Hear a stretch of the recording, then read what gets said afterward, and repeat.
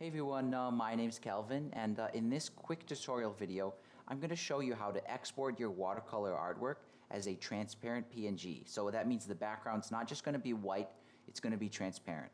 So the first thing you need to do is just obviously create your artwork, and then if you zoom in here you might notice there's this paper texture background.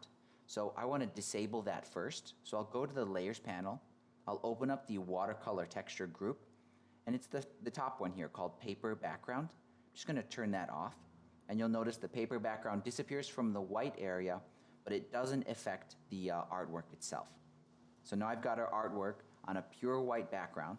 Now what I'll do is I'll go over here to the wrench tool, and I'm going to share this as a JPEG. So just save the whole artwork as a JPEG with a white background, then we'll do save image.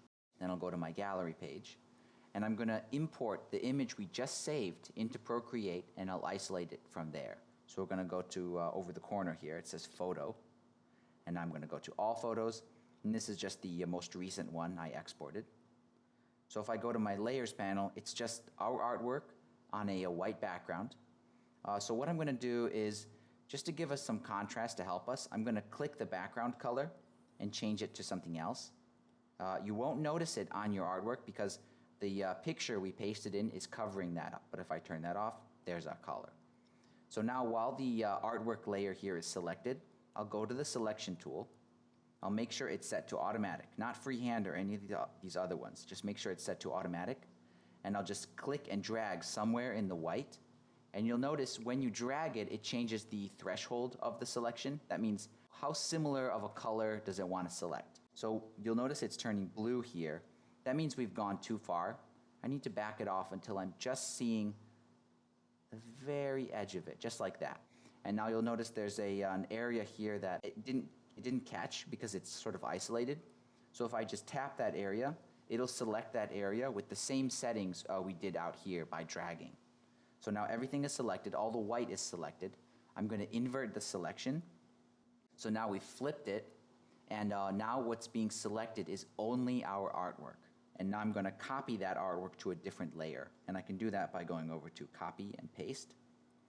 Now if I go to my layers panel, suddenly it's created a new layer with just our artwork and no white background.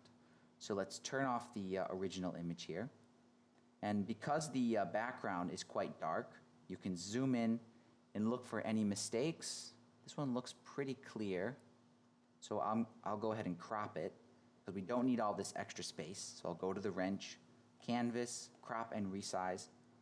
Just make it fit a little bit closer. Okay, that's good. We'll do done. Now I'm going to turn off that red background. So now, it might be hard to see on the video, but what I see here is the Procreate checkerboard background. That means it's transparent. So now we can zoom out here, and then I'll go to the wrench icon. I'll go to share, and now I'll share it as a PNG image. And we'll do save image. And that's it. And that's how you save your artwork as a PNG image with a transparent background. If you have any questions about this process, you can leave a comment on this video or send an email to me directly.